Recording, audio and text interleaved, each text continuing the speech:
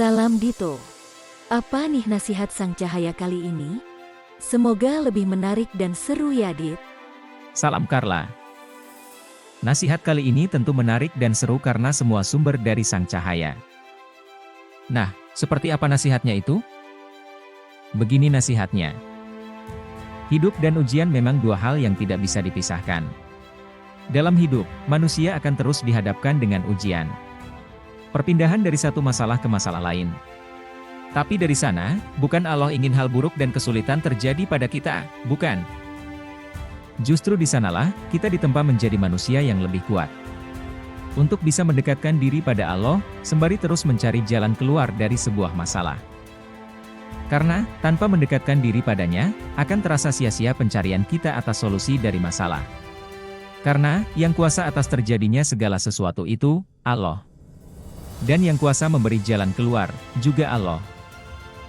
Maka, datangilah yang lebih kuasa itu. Di antara sekian banyak hambanya yang diterpa ujian, nyatanya, tidak semua dari kita memilih bersabar dan bertahan dalam pengharapan terbaik padanya. Kebanyakan dari kita, bahkan ada yang memilih menyerah dan berputus asa atas rahmat Allah. Semua orang itu akan diuji, kayak kita mau memasuki ketentaraan atau masuk pegawai negeri. Jika ujian gagal, maka akan mengulang ujian lagi, gagal, mengulang lagi, gagal mengulang lagi, terus, dan terus mengulang. Sama ketika kita hidup, maka akan diuji, contoh misal diuji kemiskinan, yang menguji itu Allah, maunya Allah dalam ujian itu agar kita sabar, menerima, dan menerima terhadap ketentuan Allah. Batin kita itu yang dilihat oleh Allah, setelah menerima keadaan lalu menyelesaikan ujian, yaitu aktif mendekatkan diri kepada Allah. Allah itu suka kalau kita merayu-rayu, minta kepada Allah, menunjukkan kehambaan kita, kepapaan kita kepada Allah, menunjukkan kefakiran kita kepada Allah, dengan setiap waktu merayu-rayu, meminta-minta kepada Allah. Setelah kita lakukan maka Allah akan mengangkat ujian itu, dan membuka pintu-pintu rizki dan keberkahan. Tapi sebaliknya, jika kita tidak terima dengan keadaan dengan kemiskinan, selalu mengeluh, maka ujian akan didatangkan lagi, karena kita dianggap gagal oleh Allah.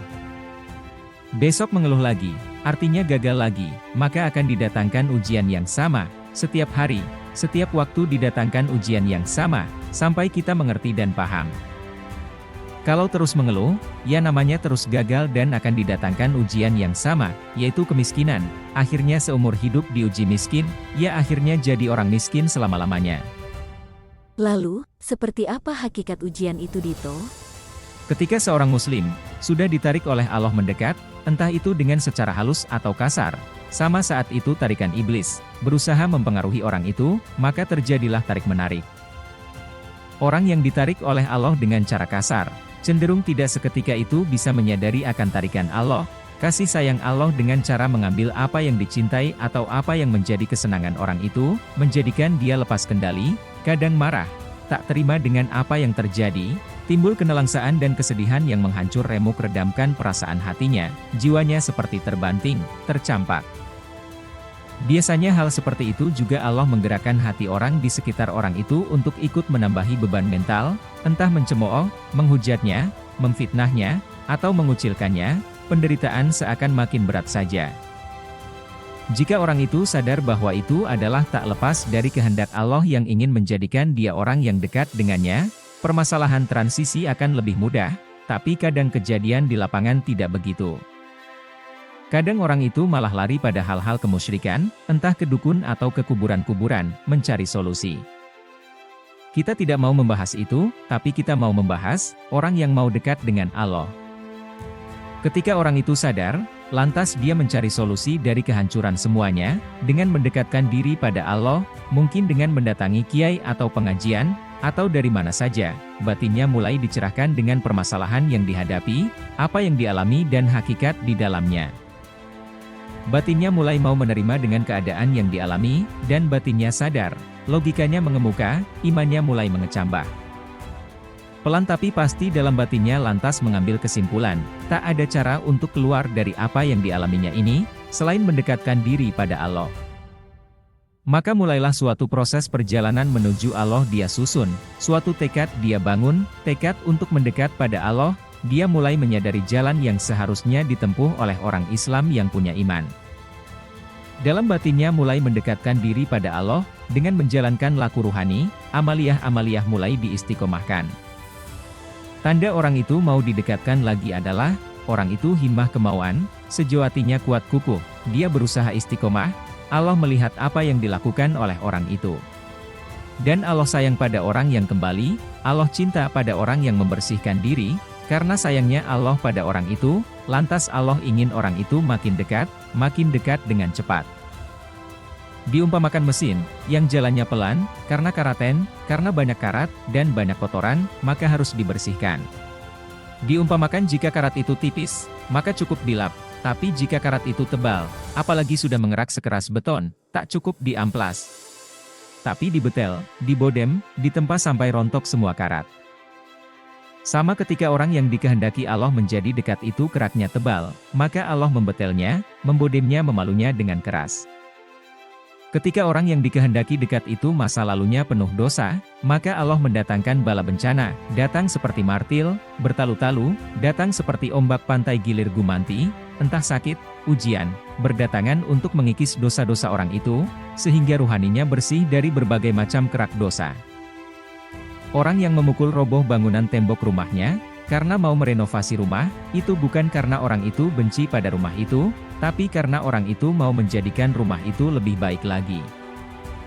Begitu juga Allah ketika mendatangkan bergulung-gulung bala bencana, kepada orang yang akan dibangun menuju kedudukan orang yang dekat pada Allah, itu menunjukkan Allah sayang pada orang itu. Tandanya Allah anugerahkan di hati orang itu kesabaran, agar orang itu memetik buah pahala kesabaran, dan Allah dekat bersama dengan orang yang sabar. Setiap kejadian itu bukan dinilai dari ajaibnya kejadian, tapi apakah segala kejadian itu akan kita jadikan pembelajaran, makin mendewasakan, tidak pada pola pikir kita. Jika tidak dan kita tidak bisa mengambil hikmahnya, maka seseru apapun kejadian itu, hanya cerita yang kosong, cerita yang tidak ada manfaatnya. Kadang pelajaran kecil itu bisa menyadarkan kita, dan kadang pelajaran besar itu sama sekali tak menyentuh dinding nurani, semua itu kembali kepada hati. Disadari atau tidak keegoan diri pada penurutan pada hawa nafsu, seringkali itu menjadi penghalang pada pemahaman hal lembut yang membutuhkan kejernihan pikiran untuk membaca pesan Tuhan pada segala kejadian. Dan seseorang itu jika menuju Allah, maka tidak ada yang dilewati kecuali lapangan nafsu keinginannya sendiri, yang ingin dipuaskan dan dipenuhi, seperti seorang yang ikut lari maraton, dan di pinggir ada banyak penonton, ada yang membawa kamera, hanya karena ingin kelihatan gaya ketika dipotret, lalu setiap ada yang memotret diri selalu bergaya, maka dijamin dalam lari maraton, diri akan kalah dengan orang yang tak memikirkan gaya, dan terus berlari sampai mencapai finish. Jika ingin cepat mencapai tujuan, fokuslah pada tujuan, konsentrasi, dan jangan memikirkan yang lain. Hidup ini bukan tentang kesempurnaan di masa depan, dan secepat apa kita bisa mencapai satu tujuan. Namun, tentang penerimaan kita di masa kini dan seberapa mampu kita menghargai proses yang ada. Jangan menginginkan kehidupan orang lain karena bisa saja hidupmu yang sekarang adalah yang diimpikan orang lain. Jangan bandingkan perjalananmu dengan kisah orang lain, kita memiliki jalan ceritanya dan waktunya masing-masing. Nah, itulah nasihat Sang Cahaya kali ini. Semoga bermanfaat. Wah, ternyata, jika kita ingin disayang Allah, kita harus lulus ujian ya. Oke Dito, terima kasih. Semoga kita diberikan kemampuan selalu istiqomah dalam kebaikan. Amin.